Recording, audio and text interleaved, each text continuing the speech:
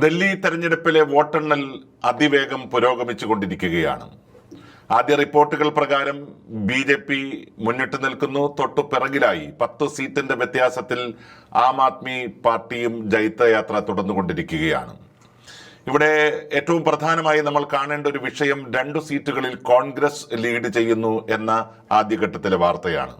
ഇതിനർത്ഥം ദില്ലിയിലെ 70 സീറ്റുകളിലും മുമ്പ് കഴിഞ്ഞ 10 വർഷത്തിനിടയിലെ ഏറ്റവും വലിയ വോട്ടിംഗ് പെർസെൻറ്റേജിലേക്ക് കോൺഗ്രസ് മാറിക്കൊണ്ടിരിക്കുന്നു എന്നുള്ളതാണ്. കഴിഞ്ഞ 10 വർഷത്തിനിടയിൽ ഒരു MLA പോലും ദില്ലി നിയമസഭയിൽ ഉണ്ടാക്കിയെടുക്കാൻ കോൺഗ്രസിന് സാധിച്ചില്ല.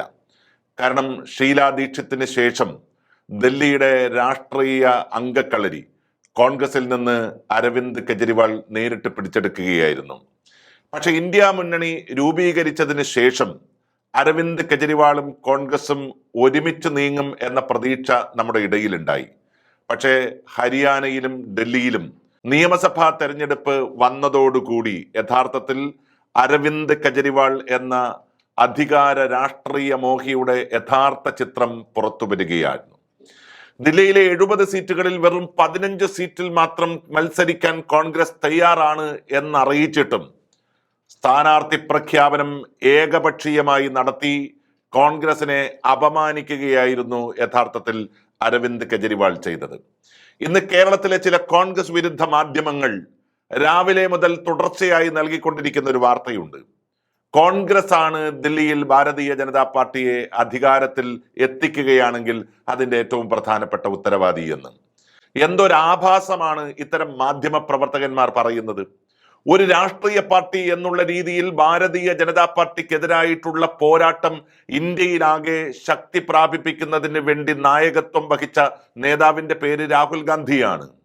ഇന്ത്യയിലെ കോർപ്പറേറ്റ് കമ്പനികളുടെ പിന്തുണയില്ലാതെ രാഷ്ട്രീയ ഭൂമികയിൽ തന്നെ വലിയ മേൽവിലാസം നഷ്ടപ്പെട്ടു പോയ ഒരു കാലഘട്ടത്തിൽ ഭാരതീയ ജനതാ പാർട്ടിയെ ഇന്ത്യൻ പാർലമെന്റിൽ പിടിച്ചു നിർത്താൻ രാഹുൽ ഗാന്ധി നടത്തിയ ഐതിഹാസികമായ പോരാട്ടം, ആ പോരാട്ടത്തെ വില കൽപ്പിക്കാതെയാണ് ഇപ്പോൾ ഇത്തരം മാധ്യമങ്ങൾ സംസാരിച്ചു കൊണ്ടിരിക്കുന്നത്.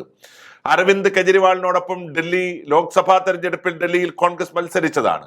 പക്ഷെ അവിടെ യഥാർത്ഥത്തിൽ AAPയുടെ പ്രവർത്തകന്മാർ കോൺഗ്രസിന് അനുകൂലമായി വോട്ട് രേഖപ്പെടുത്തിയില്ല.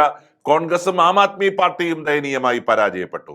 ഹരിയാനയിൽ കർഷകരുടെ വലിയ പിന്തുണ ഉണ്ടാകും എന്ന് ഉറപ്പിച്ചാണ് കോൺഗ്രസ് അവിടെ മത്സരിക്കാൻ വേണ്ടി പോയത്.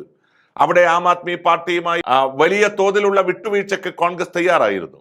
പക്ഷേ അവിടെയും ധിക്കാരത്തിന്റെ രാഷ്ട്രീയ രൂപമായി ആം ആദ്മി പാർട്ടി മാറുകയായിരുന്നു. ദില്ലിയിൽ ഏറ്റവും തന്ത്രപ്രധാനമായിട്ടുള്ള നിർണായകമായ ഒരു തെരഞ്ഞെടുപ്പ് നടക്കുന്ന ഘട്ടത്തിൽ നമുക്കറിയാം, നേരത്തെയുള്ള ആം ആദ്മി പാർട്ടിയുടെ ക്രെഡിബിലിറ്റി എല്ലാം നഷ്ടപ്പെട്ടു പോയൊരു നിമിഷത്തിലാണ് ഈ തെരഞ്ഞെടുപ്പ് നടക്കുന്നത്. മുഖ്യമന്ത്രിയും ഉപമുഖ്യമന്ത്രിയും ദീർഘകാലം ജയിലിൽ കഴിയുന്നു.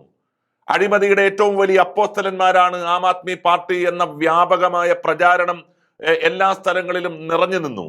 ആ ഘട്ടത്തിൽ ഒറ്റയ്ക്ക് മത്സരിക്കാൻ സാധിക്കില്ല, ഒറ്റയ്ക്ക് വിജയിക്കാൻ സാധിക്കില്ല എന്ന സത്യസന്ധമായ വിശകലനം നടത്തി കോൺഗ്രസിനെ ചേർത്ത് നിർത്തി വേണമെങ്കിൽ കോൺഗ്രസിന്റെ നായകത്വത്തിൽ മത്സരിക്കാൻ സാധിക്കുമായിരുന്ന ഒരിടമാണ് ഡൽഹി. അവിടെയാണ് അഹങ്കാരത്തിന്റെ ആൾരൂപമായി കെജ്രിവാൾ മാറിയത്. അവിടെ കള്ളന്മാരുടെ കള്ളന്മാരുടെ ലിസ്റ്റ് പ്രസിദ്ധീകരിച്ചു കെജ്രിവാൾ. ആ ലിസ്റ്റിനകത്ത് നരേന്ദ്രമോദിയോടൊപ്പം അമിത്ഷായോടൊപ്പം രാഹുൽ ഗാന്ധിയെയും കൂടി ചേർത്ത് പ്രചരണം നടത്തുന്ന കാര്യത്തിൽ പോലും അരവിന്ദ് കെജ്രിവാൾ മുന്നോട്ട് വന്നു. യഥാർത്ഥത്തിൽ അദ്ദേഹത്തിന്റെ മനസ്സിനകത്തുണ്ടായത് BJP വിരുദ്ധതയല്ല, അന്ധമായ അധികാര രാഷ്ട്രീയ മോഹമാണ്. ആ രാഷ്ട്രീയ മോഹമായിരിക്കാം ഒരുപക്ഷെ ഇനി മണിക്കൂറുകൾ ബാക്കിയുണ്ട്.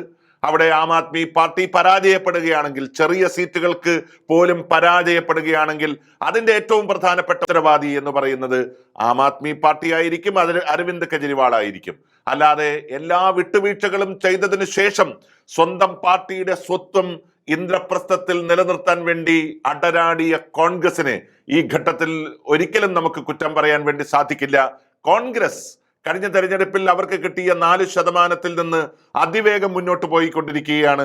ചില സർവേകൾ പറഞ്ഞത് 7%, ഒരുപക്ഷെ 7% മറികടന്ന് 10% വരെ വോട്ട് പെർസെൻറ്റേജ് ദില്ലിയിൽ ഉയർത്താൻ കോൺഗ്രസിന് സാധിക്കും. ചില മണ്ഡലങ്ങളിൽ കോൺഗ്രസ് മുന്നിട്ട് നിൽക്കുന്നതും ഈ ആദ്യ മണിക്കൂറുകളിൽ ആശാവഹമാണ്.